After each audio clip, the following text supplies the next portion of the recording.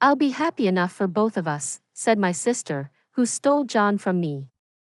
She sent me an invitation to her wedding with Peter, trying to show off. "But Mom and I will go," I said.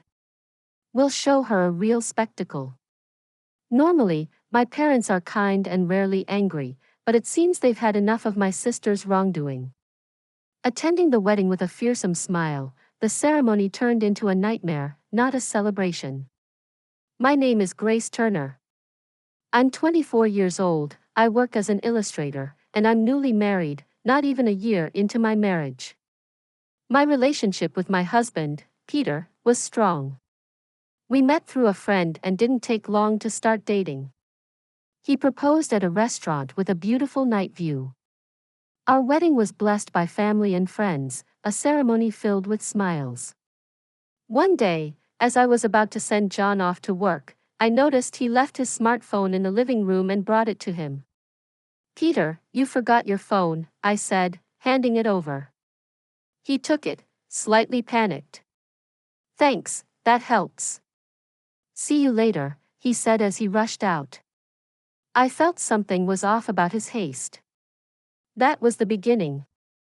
After that, John started to carry his smartphone with him at all times, even at home. Suspicious, but I couldn't believe John would cheat, right? We've been getting along well without any major issues, so I reassured myself that everything would be fine. However, my trust was soon shattered. After finishing hanging the laundry, I returned to the living room and noticed a notification on my phone. It was an email from an unknown account. "Hey, long time no see. How have you been?" It seemed like someone I knew, but I've heard of scams pretending to be acquaintances, so I decided to ignore it. If it was important, they'd call, I thought. "Hey, don't ignore me. I can see you've read it. Ignoring your sister, that's just like you, always so mean," the message read.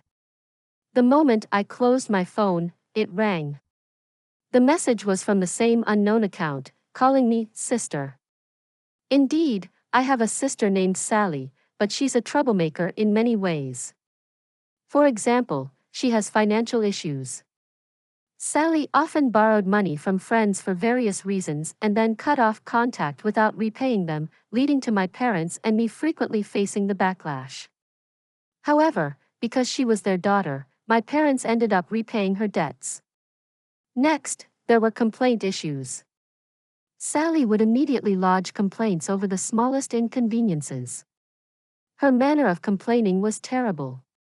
She would hurl abuse and even force those who came to apologize to kneel, making her an extremely problematic customer. Then, there were issues with men. Sally loves men, particularly those who were taken. She didn't care if it was a friend or a family member. If she set her sights on a man, she'd pursue him. Indeed, this caused friction with friends, and the fallout often landed on my and my parents' doorstep.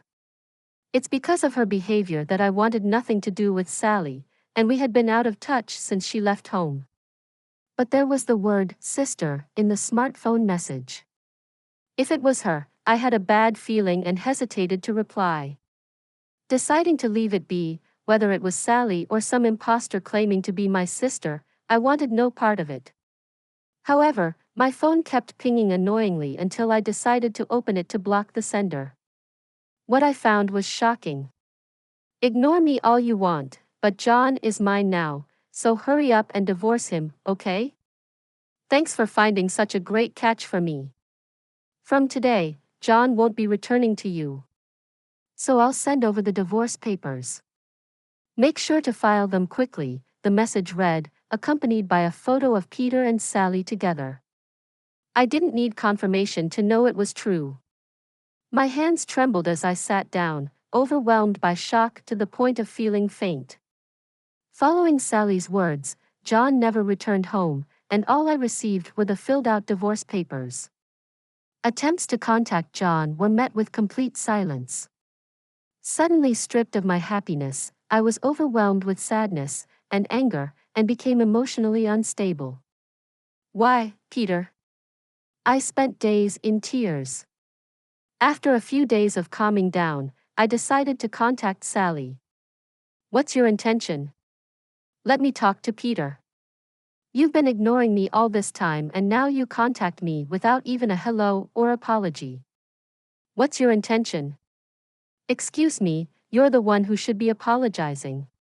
Just send Peter back here. For now. No way. He doesn't want to come back. He says he loves me far more than he ever loved you. And why should I apologize?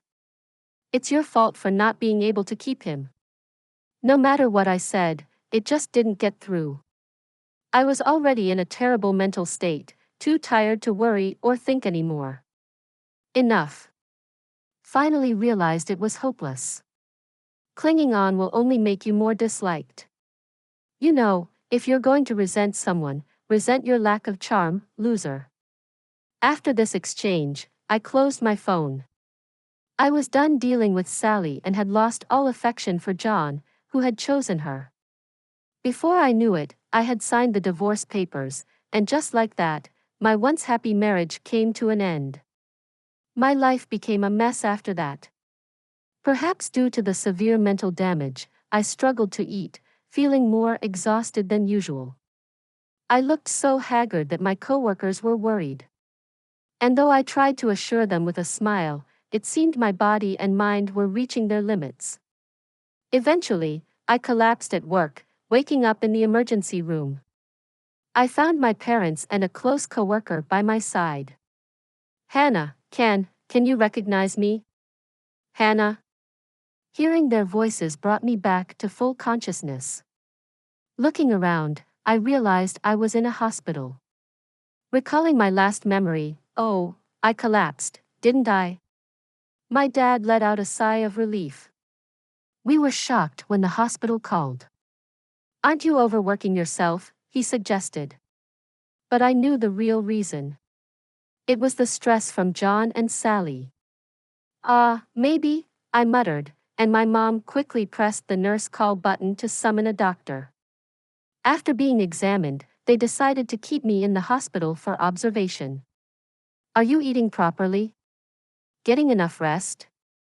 My dad bombarded me with questions, worried. While I assured him I was okay, my mom asked him to buy some drinks and anything I might be able to eat. He agreed and left the room. Hey, Hannah, something's up, isn't it? I thought so too. You've looked worn out lately, and this has never happened before.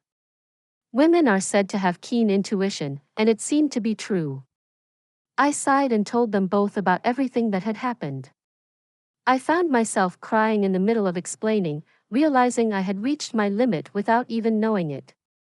I thought I was okay with it all, but turns out I don't understand myself. As I forced a laugh, my mom squeezed my hand tightly. I had no idea all this was happening. Why didn't you tell us sooner? It's the first I've heard about the divorce. Sorry to say this in front of you, Mom, but is Sally out of her mind? I can't believe it. Both of them showed their anger towards Sally, and I could feel they were genuinely worried about me. I didn't want to worry anyone, nor did I want to make a big deal out of it. I thought it was something I could overcome on my own. I didn't want to trouble or worry anyone around me. I felt embarrassed about the situation, and part of me believed what Sally had said might be true. Maybe it's my lack of appeal that caused all this. That's nonsense. What are you talking about? Anyone can see that Sally and your ex are the unbelievable ones. Natalie is right. You did nothing wrong. To think you were suffering all alone, I'm so sorry. Both looked like they were about to cry. I regretted not relying on those around me more. My mom suggested I come back home for a while, considering my mental and physical state. And after the doctor also recommended rest, Natalie took care of the paperwork at work with my medical certificate. When my dad returned with drinks and heard about me resting at home, he immediately said I should come back later. Natalie managed to explain everything to my work, and HR told me, "You've got plenty of paid time off saved up, so take your time off to rest." After thanking Natalie, she told me she'd do whatever she could and that I should lean on her anytime. Over the next few days, I stayed at my parents' house. Natalie occasionally visited, and I could tell my mind and body were gradually recovering. I realized that bottling things up isn't good. Today, Natalie visited again, and as we were enjoying a cake prepared by my mom, my phone rang. Curious, I opened it, and my heart raced. "Hey there, how are you doing? Thought you might be wondering about us, so I decided to reach out."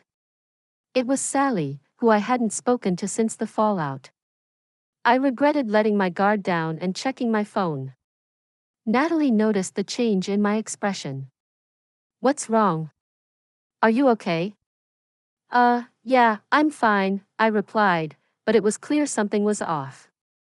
Natalie asked if she could see my phone. I didn't want to worry her, but I had just realized that bottling things up wasn't good, so I nodded and handed her my phone.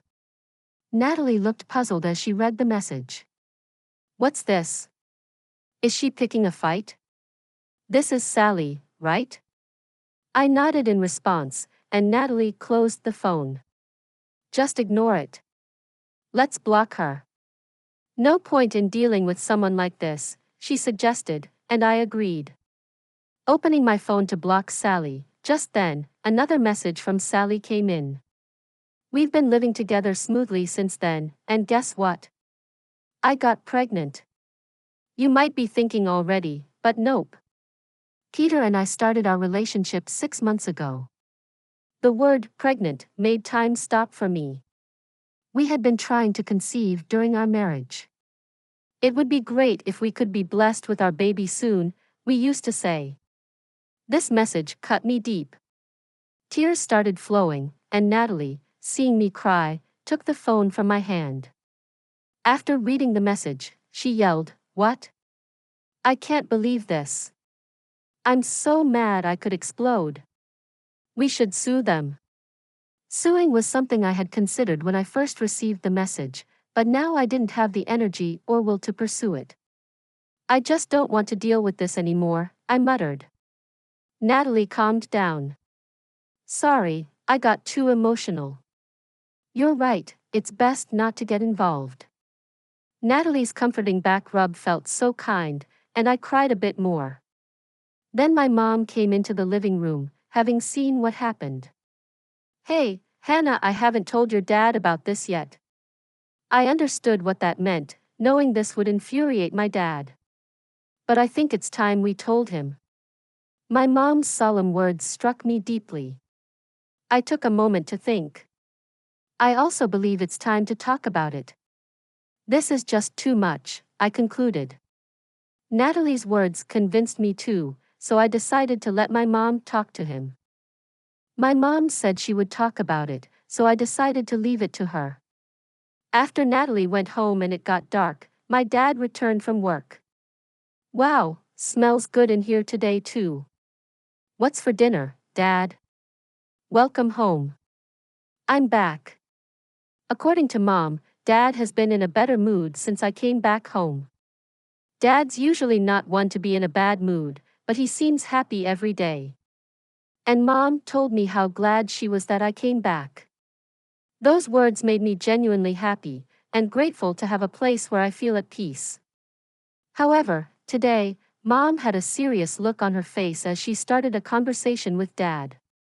"Welcome home, Dad. I'd usually love to chat about the usual fun stuff, but there's something important we need to discuss." Seeing Mom's expression, Dad seemed to understand and turned serious too. Then, looking at me, he said, "It's about you, isn't it? Let's hear it." Dad's face was kind, and just looking at him almost made me cry. After explaining everything to Dad, his expression was calm but carried an air of anger, almost frightening. "I see, Hannah. For now, don't block her yet, huh? You don't have to read the messages, but wait on blocking her," Dad advised, and I nodded, understanding. He must have his reasons. Mom tends to accept Dad's opinions in situations like this. "For now, Hannah, don't block Sally.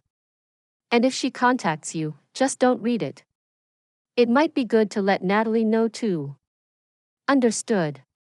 Thanks for telling us, Hannah. You're okay. You've got your dad and mom here for you, and Natalie too. Dad and mom's kind words and smiles made me so happy. I ended up crying with relief. Seeing this, both my parents laughed. My heart felt incredibly warm. That night, I told Natalie, and she said, "It's great you have such supportive parents. And you've got me too." I looked up at the night sky, truly feeling it. After further discussions, I decided to move back home. Moving meant returning to my parents' house since the office is within commuting distance from their home. Natalie suggested it might be better for my mental health than staying in a house filled with bad memories. The rental contract was in my name, so I took care of the cancellation and sent John's belongings to his parents' house on the day of the move. I also took care of the mail forwarding at the post office and completed the move. I said goodbye to the landlord with a smile, able to leave on good terms. So I started living at my parents' house again and successfully returned to work. My colleagues were very worried, but I could now answer them with a genuine smile, saying, "I'm okay." My boss also told me not to overdo it, making me realize once again what a great workplace I have. A few months later, I was home. As I got home, my mom greeted me with a serious face. "Welcome back, Hannah. There's something we need to talk about. Come to the living room as soon as you've changed." Oh, okay, understood. I predicted something was up from my mom's serious expression. I changed into my casual clothes and went to the living room, where my parents were sitting with a puzzled look over a letter. I hesitantly took a seat in front of them and saw the letter placed before me. "An invitation," I muttered. "And Dad said, yes." It appeared to be a wedding invitation, but what could be the problem with it? "Can I see it?" "Yes, you can." I took the invitation in my hand. The senders were unbelievably Sally and Peter. "What?" My voice escaped me in shock. "You filed a forwarding address because you moved, right? This was sent to your house." "That's right." "No wonder." Both their faces looked grim. However, surprisingly, I felt calm. If this had happened before, I would have been shocked, but now I just felt disdain. "Are you okay?" my mom asked, concerned. Dad was also looking at me. Somehow, I'm much better than I thought I'd be. Seeing this, I can only feel disdain, though I do wonder how far they want to demean me, right? Even if she's my daughter, this is beyond what I can tolerate. I'm glad Hannah isn't as shocked as we feared, but still, this is going too far. I could see flames behind my parents. I'm grateful for my dad and mom, who are angry for my sake. It's addressed to me. I don't have to go, right? I asked, and my parents looked me straight in the eye. "Mom and I will go." "What?" "We'll show them what hell looks like." "What?" Seeing my usually gentle parents this angry was a first for me, and it made me uneasy. "But this is addressed to me." "Well, we are the parents of the bride. It would be rude not to attend, right?" "Exactly. Our daughter's wedding. Looking forward to it." "Imam, yes?" My parents exchanged smiles. I could only give a wry smile when I told Natalie about it. She didn't seem surprised at all. "Aren't your parents right? If you're related to the bride and groom, you have to attend." "But wow, a wedding, huh?" "Itchem." I could tell she was smirking, even over the phone. Everyone around me is strong, but they're also scary when angered. "On the day of the wedding, are you going? Are you sure?" Watching my parents prepare to attend the wedding, I asked anxiously. "Why worry? There's nothing to be concerned about," my mom said with a smile, but her eyes weren't smiling, which made me nervous. Dad had a similar reaction, dismissing my worries as they continued their preparations. I hope it's okay, I mumbled, ignoring my concerns. The sound of a car arriving could be heard. I went to check if they had called a taxi, only to find a familiar car parked outside, and who should get out but Natalie. Natalie? What are you doing here? I blurted out as I opened the door, seeing her dressed in a party dress, looking glamorous. Good morning. Are your dad and mom ready? No answer to my question. What? I'm attending the wedding too. What? I. I was shocked by Natalie's statement. When my parents came out of the house when I asked them what was going on, it turned out that one of Peter's relatives was a friend of Natalie's, and after learning about the situation, she was invited to attend as his relative's girlfriend. My parents didn't object, instead, they seemed enthusiastic about going together. As I wondered what they were thinking, Natalie said, I can't just stay quiet after what happened to Hannah. You understand, right? Though I was anxious, I agreed. Then my parents and Natalie left for the venue in the same car. I felt maybe I should go too, but Natalie seemed to read my mind and said, if you want to see, I can show you through a video call. I decided to stay home and rely on them. Curiosity got the better of me, so I contacted Natalie for a video call. Upon arriving at the venue, my parents and Natalie went to the reception. Natalie was listed thanks to Peter's relatives' arrangement, but my parents weren't on the guest list since they weren't invited. The receptionist went to confirm their names, and then Sally appeared. Sally was surprised to see my parents and couldn't hide her confusion. Why are you here? Why? We're the parents. It's natural for us to come. There was some mistake, and we didn't receive an invitation, my parents said, which made Sally force a smile. The invitation was meant for Hannah. Yes, we were surprised when Hannah told us. We had no idea about the wedding since Hannah couldn't make it today because of work. We came instead. Sending an invitation to Hannah is fine, but you should have sent one to us too. It wouldn't look good without the bride's parents, right? My dad mentioned the lack of an invitation twice. Although I couldn't see my parents' expressions through the video call Natalie was sharing, I could imagine. Right, yes, I am your daughter after all. Of course, you'd be happy. Sally seemed to genuinely believe my parents came for her sake. I thought she was delusional. Then John appeared. He turned pale at the sight of my parents. Relax, Peter. They came to celebrate with us. They must love me, especially since Hannah is like that, Sally reassured Peter, who seemed relieved and greeted my parents with a smile. John's parents also joined in, and the atmosphere became friendly and warm. Seeing my former in-laws chatting happily, a memory of being fondly cared for by them stings a bit. I wondered if they were only nice to me because I was their son's wife, which was a bit shocking. Maybe it was indeed the right decision not to go. I murmured. Then the scene shifted to the ceremony and then to the reception. At the reception, Sally and Peter made a happy entrance. Natalie occasionally asked me if I was okay, but I was surprisingly fine watching the two of them. I'm okay. More than anything, I was worried about my phone's battery, but she reassured me she had a portable charger well prepared. Indeed, when it came time to read the letter of gratitude to the parents, Sally started panicking because she hadn't expected her parents to come. Seeing this, my parents asked the MC for the microphone. Today, we weren't supposed to come, so, understandably, Sally wasn't prepared. As a surprise from us, we'd like to convey a message to our daughter, Sally. The venue erupted in applause. Sally, seemingly relieved by the save, smirked and clapped. Dad, I'm so happy. Her exaggerated gratitude was irritating. I continued watching, feeling uncomfortable. My dad then started something unbelievable with a smile. Our surprise from us to you is this, he announced, and suddenly the doors of the reception hall opened, revealing several men standing there.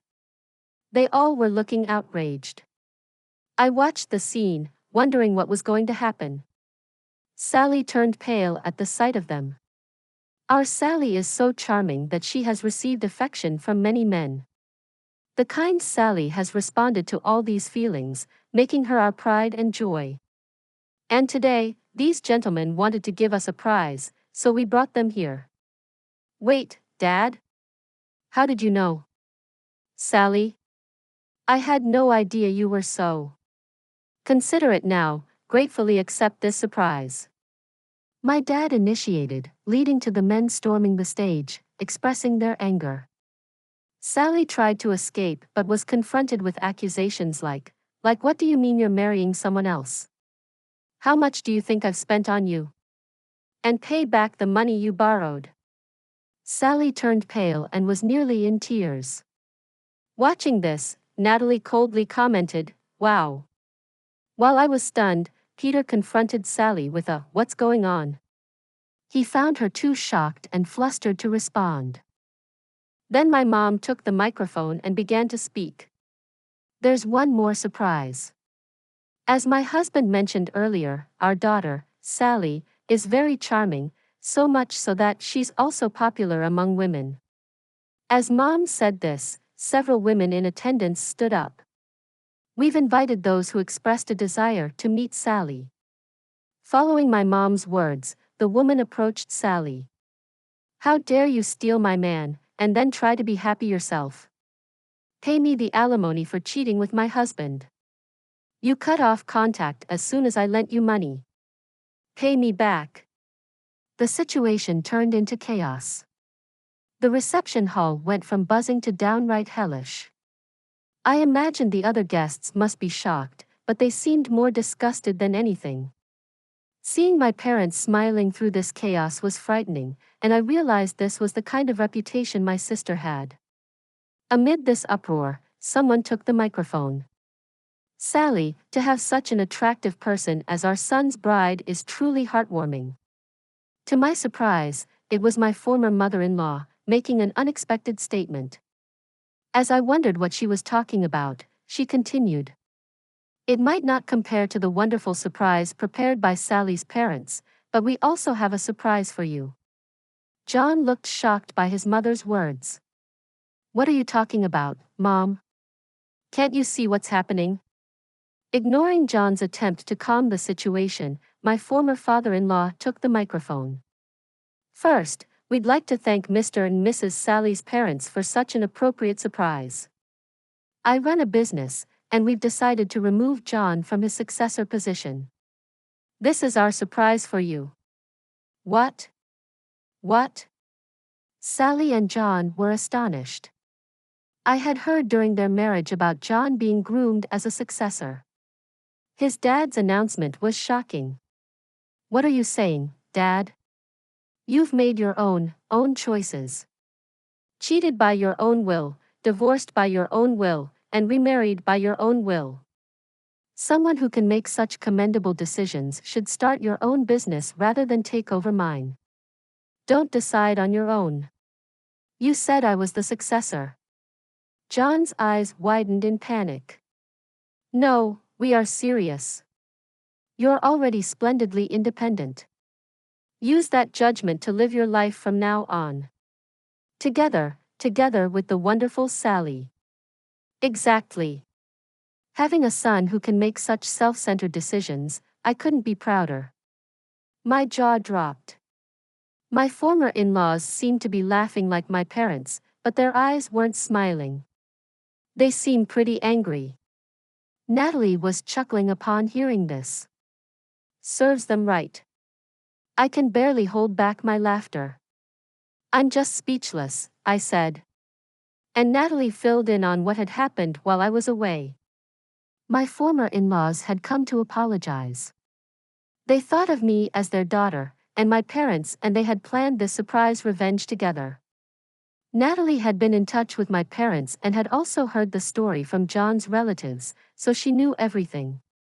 Hearing this made me tear up, realizing I had so many people on my side. You're not alone. So many people care about you, Hannah. How could we stay silent when someone important to us is hurt? Yeah. I cried and couldn't speak properly, just nodded. Thank you. When I finally managed to say, thank you, I saw my parents and former in-laws smiling kindly at me through the screen. The chaos continued at the venue with the staff trying to intervene in the disastrous situation. Then a man stood up and walked towards the stage. He stood in front of John. Then John collapsed to his knees. Apparently, after being told something by the man returned to his seat. Hey, what did that man say? Can't tell from this distance unless he uses a mic. Maybe I should go ask him directly, Natalie said and moved towards the man with her phone. Excuse me. As Natalie approached, the man turned around. I was startled. Uncle? Yes, it was my dad's brother, my uncle. Natalie showed him the screen, and seeing me, my uncle was surprised and very happy. Hannah, are you doing all right? I heard about today from your dad. It must have been tough. Thanks for worrying about me, but I'm okay. By the way, what did you say to Peter just now? That this hotel is run by me, so I told him I'll be claiming damages. The reception hall is a mess because of the bride and groom. Hearing my uncle's words, both Natalie and I understood. That's why Peter turned pale after talking with my uncle for a bit. I felt encouraged again. Trying to see Sally through the camera proved difficult due to the crowd of people surrounding her. This wedding had become anything but a celebration. Looking around, many guests had started to leave. Among them were some of Peter's colleagues I recognized, but even that colleague left the venue with a puzzled expression. I thought to myself, well, that figures. Feeling somewhat relieved, the wedding ended in disaster with Sally and Peter looking pale and exhausted at the end. And now the bride and groom will exit, the MC announced.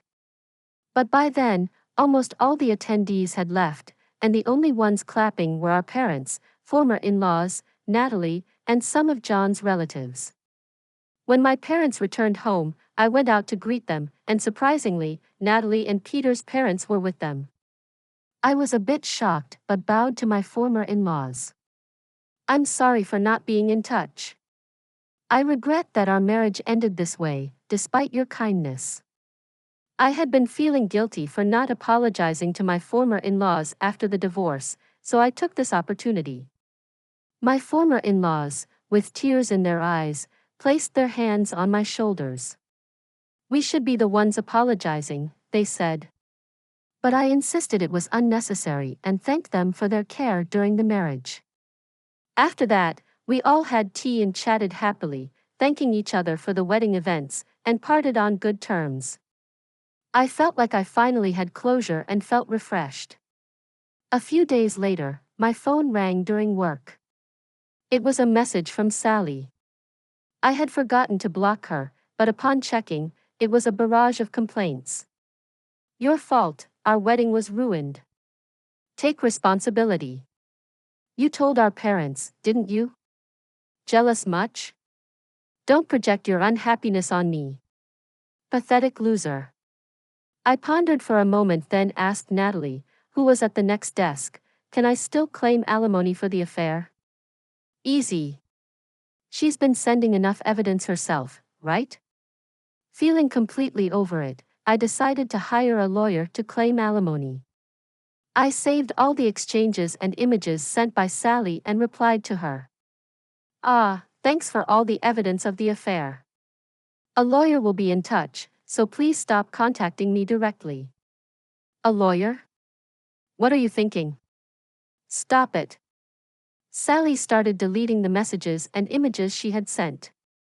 After telling Sally that all evidence was saved, she visibly panicked and started apologizing. Sorry, it was all lies. I'll give John back since he's no longer going to be the CEO, and I won't say anything terrible anymore. Please spare me the alimony. I already have debts as it is. That's none of my concern. I don't want John, and well, do whatever you like. It might have been good that you took him. I don't need a man who cheats, and in the end, you protected me. Thanks, sis. I sent that and cut off contact after blocking Sally. She tried to reach out from different accounts, but I blocked those too. I consulted with the lawyer I was referred to and submitted the evidence. They were quick to act on it. Next, I started receiving messages from Peter. Perhaps things weren't going well with Sally. He sent me creepy messages like Romeo, which I ignored and also blocked. My parents handled it when he tried to contact the house, wanting to talk to me. Frightened by my parents, he hasn't contacted me since. Later, the lawyer informed me that John and Sally had agreed to pay the alimony. They tried to fight it with Sally's usual complaint tactics, but that doesn't work on a lawyer. Realizing they had no chance, they accepted defeat dejectedly. John, initially resistant, turned pale and gave in after learning Sally had sent me plenty of evidence. Despite the bitter feelings from being tormented by such childish individuals, I'm now only grateful for the many people who protected me. Sally and Peter eventually divorced. Sally, having no one to rely on, contacted our house once, but my parents made an estrangement declaration. It said that she hung up the phone while crying. John, rumored about the wedding at work, found it uncomfortable and resigned. Unable to return home, he's now surviving on part-time jobs. As for me, I received a promotion at work due to my high performance. I started a relationship with someone I met in my new department, looking towards the future. Natalie also hit it off with one of John's relatives, and we often share our love stories.